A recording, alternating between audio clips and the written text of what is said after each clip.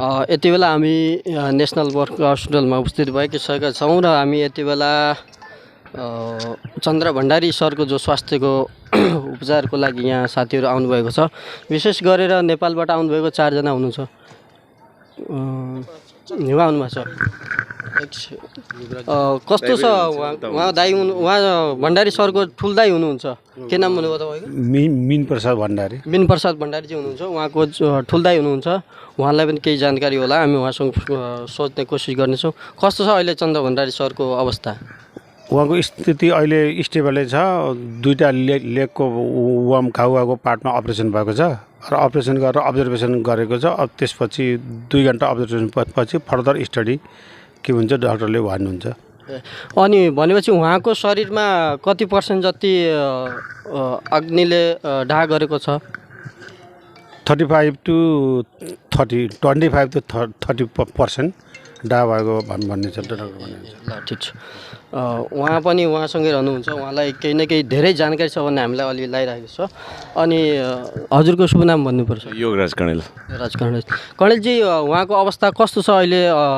उहाँको भन्दा त हजुरलाई धेरै जानकारी छ। उहाँको अवस्था कुन छ? यहाँको डक्टरले के सल्लाह सुझाव दिनुभएको छ? उहाँका शुभचिन्तकहरू पनि धेरै उपस्थित हुनुभएको छ। केही उहाँ हाम्रो दर्शकहरूलाई केही जानकारी गराइदिनु न। अहिले माननीय चन्द्र भण्डारीजीको अवस्था के हो भने हामीले आजको प्लान अनुसार डाक्टर सुनिल केशवालीज्यू यसका प्रमुख पनि हुनुहुन्छ।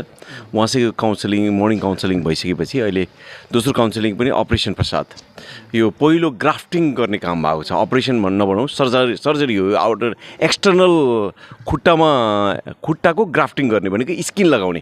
यसले चाहिँ इम्युनाइजेसन सिस्टम चाहिँ डेभलप गर्छ, मान्छेको यो वहन गर्न शक्ति बढाउँछ र यसले इन्फेक्सन रोक्छ भन्ने भएको कारणले दायाँ खुट्टाको हामीलाई धेरै लामो अपरेसनमा लाग्यो। हामी डराएका थियौँ केही थियो कि भनेर। दायाँपट्टिको खुट्टामा डिप इन्जरी भएको कारणले अलिक बढी समय लाग्यो। बायाँको नर्मल टाइममा सिद्धियो भनेर डक्टरले भन्नुभएको छ।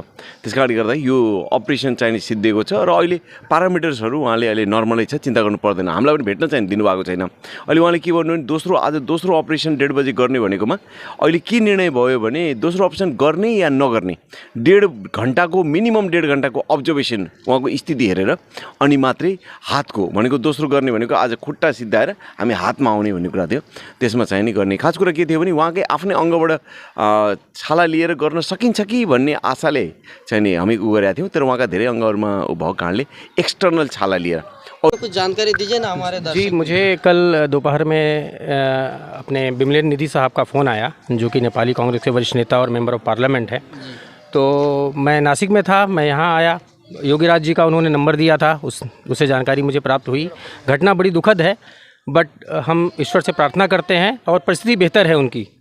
परिस्थिति उनकी बेहतर है। योगीराज जी ने बताया, डॉक्टर से हमारी बात हुई तो जिस हालत में आए थे, पहली सर्जरी उनकी सक्सेस रही है। दूसरे के लिए ओपिनियन अभी बात होगी, फिर उससे तय होगा। तो मैं ईश्वर से कामना करूंगा कि यहाँ पर आए हैं, हम उनके साथ हैं और वो जल्द से जल्द शीघ्र स्वस्थ हों। और महाशिवरात्रि का समय है, ईश्वर से हम प्रार्थना करेंगे, आराधना करेंगे कि हम भारतवासियों की जिम्मेदारी है कि उनको ठीक करके ईश्वर से प्रार्थना करते हैं कि वापस नेपाल भेजें और भारत नेपाल के संबंध ऐसे बरकरार रहें और अच्छे से चलें। और मैं हमेशा जितने भी नेपालवासी हैं सबके लिए शुभकामनाएं देता हूं कि ये जल्द स्वस्थ हों और नेपाल जाएं। धन्यवाद। तपाईँ यहाँ ब्याकग्राउन्डमा हेर्न सक्नुहुन्छ, उहाँका शुभचिन्तकहरू धेरै बिहानदेखिबाटै उहाँको खबर सुन्नलाई आत्तिनु भएको छ। उहाँ मनोकामनाका अध्यक्षज्यू हुनुहुन्छ। अध्यक्षज्यू, कस्तो छ त अहिले हाम्रो चन्द्र भण्डारीजीको स्वास्थ्यमा? म मोतीलाल नेउपाने कालीगण्डकी गाउँपालिका गुल्मी क्षेत्र वार्ड नम्बर 2बाट हाम्रो सांसद हुनुहुन्छ चन्द्र भण्डारीजी हुनुहुन्छ र उहाँको अहिले जो आगलागीबाट जसरी उहाँको स्वास्थ्य जख्मी हुनुभयो त्यसको सुन्दै हाम्रो पुरै प्रवासमा रहेको पुरा नेपाली टिम र नेपालभरि आज देशमा जो नेताहरू हुनुहुन्छ उसमध्येमा जो राम्रो नेताबाट गनिनुहुने एउटा हाम्रो क्षेत्रबाट हाम्रो भण्डारीजी हुनुहुन्थ्यो, उहाँको हुनुहुन्छ। उहाँले चाहिँ नि केही दुःख घटना भएको छ। त्यो घटनाले गर्दाखेरि हामी धेरै चिन्तित छौँ, दुःखी छौँ। हामी भगवानसँग धेरै प्रार्थना गर्न चाहन्छौँ कि चाँडोमा चाँडो उहाँलाई स्वास्थ्य बनाएर र हामी उहाँको भाषणमा अस्तिको संसदमा जो भएको त्यही दिनको संसदको भाषणबाट अति नेपाली आज 3 करोड जनसङ्ख्या प्रभावित भएका छन्। देशमा केही न केही अब राम्रो होला भन्ने बेलामा सायद हाम्रो भगवानको केही मर्जी कम थियो के थियो, हामी धेरै दुःखी छौँ। उहाँको भाषणबाट धेरै खुसी थियौँ र उहाँको शरीरमा आज बिमारी हुनुहुन्छ, उहाँकोबाट हामी धेरै दुःखी छौँ। यो चाहिँ नि भगवान् पशुपतिनाथले राम्रोसँग चाँडैमा चाँडो शीघ्र बनाएर फेरि संसदमा हामीले त्यही भाषण फेरि सुन्न पाऊँ भन्ने परीक्षा गरेछौँ। म यहाँ मुम्बईमा मनोकामना एकता फाउन्डेसन भनेर संस्था हाम्रो चलिरहेको छ। मनोकामना एकता फाउन्डेसनको अध्यक्ष मोतीलाल नेउपाने। हस्, धन्यवाद। चिन्तकै आउनुभएको छ। हामीले अहिले पार्टीगत रूपमा हेरेका छैनौँ। उहाँ चाहिँ उहाँको स्वास्थ्य लाभको कामना गर्दै नेपालको 300 करोड जनताले उहाँलाई चाहेका छन् र उहाँको जनताले उहाँको स्वास्थ्य लाभको कामना मागेका छन् र भारतमा रहेका अप्रवासी नेपालीहरूले पनि त्यही कामना मागेका छन् र त्यसैले हामी पनि यो नेसनल बन्ड हस्पिटलमा हामी त्यही कारण उहाँको दुवा माग्दै र उहाँलाई के कस्तो छ शीघ्र स्वास्थ्य लाभको कामना दिनको लागि हामी यतिका भारतमा रहेका जति पनि हामी अप्रवासी नेपालीहरू जो भारतमा बसिरहेका छौँ उहाँहरूको शुभचिन्तक भएर हामी यो हस्पिटलमा उहाँलाई सुस्वास्थ्य लाभको कामनाको लागि हामी आएका हौँ र उहाँसँगै जो लिएर आउनुभएको छ नेपालबाट आउनुभएका उहाँको दाइ हुनुहुन्छ भण्डारीजी, हाम्रो युवराज कण्डेलजी, अब हाम्रो उहाँ चाहिँ हुनुहुन्छ हाम्रो माधव नेउपानेजी लगायतको टिमलाई एउटा बहिनी आउनुभएको छ डाक्टर, हाम्रो भारतीय राष्ट्रवादी कांग्रेस को जनरल सेक्रेटरी विजय त्रिपाठी जी पनि हम प्राय करके जितना भी हम लोग नेपाली समाज के लिए बहुत वो एकदम अग्रसर होके आते हैं, तो उनके लिए भी वो भी आज हमारे नेता के लिए आए हैं। तो उसके लिए मैं सभी लोग के तरफ से और उनको उनका जो स्वास्थ्य लाभ को कामना गर्दै शीघ्र स्वास्थ्य लाभ को कामना होस् र पशुपतिनाथले भोलि हाम्रो महाशिवरात्रिको टाइम छ, बाबा भोलेनाथले पनि उहाँको सुस्वास्थ्य लाभको कामना गरून् र भोलि जति पनि पशुपतिनाथमा श्रद्धालुहरूले उहाँको लागि मन्नत गर्नेछन् र उहाँको कामना गर्नेछन् भन्ने आशा राखेको छु। धन्यवाद। हामी केही भारतीय साथीहरू छन् हामीसँग, हामी उहाँसँग पनि केही प्रश्न राख्नेछौँ। नेपालीहरूको लागि मरिमरि हत्या गर्ने एकजना साथी हुनुहुन्छ, नाम के हुनुहुन्छ? विजय त्रिपाठी हुन्छ। विजय जी, स्वागत है आपका। जी धन्यवाद। धन्यवाद सर।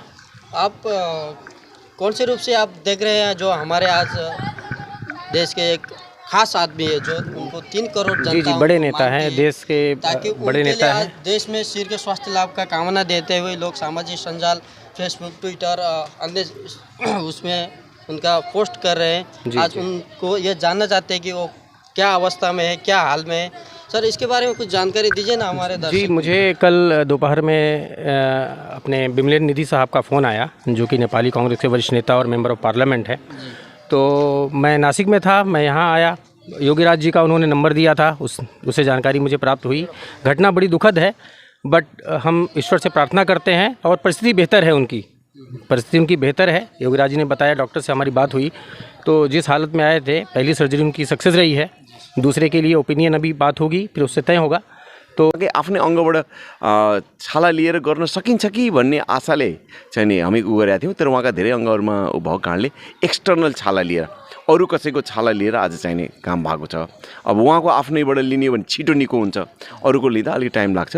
ग्राफ्टिङको काम, जसलाई हामीले सर्जरी भन्छौँ, अपरेसन भन्दा यो एक्सटर्नल हो। फेरि यहाँ के बुझ्नु भयो भने फेरि काटेर यस्तो गऱ्यो भन्दा पनि ग्राफ्टिङ गर्ने, बाहिर छाला लगाउने काम, यो चाहिँ नि काम भएको छ। अनि त्यो फेरि यहाँ कति दिनसम्म राख्ने केही अनुभव भयो कि नै? त्यो केसहरूमा लामो समय राख्छ डक्टरको भनाइअनुसार। अब हामीले यहीँ लामो समय राख्ने कि एउटा चरण सिद्धिएपछि नर्मली डक्टरले ल तपाईँले अब काट्नुकै उसमा लान सक्नुहुन्छ अथवा अन्त लान सक्नुहुन्छ भन्ने हो।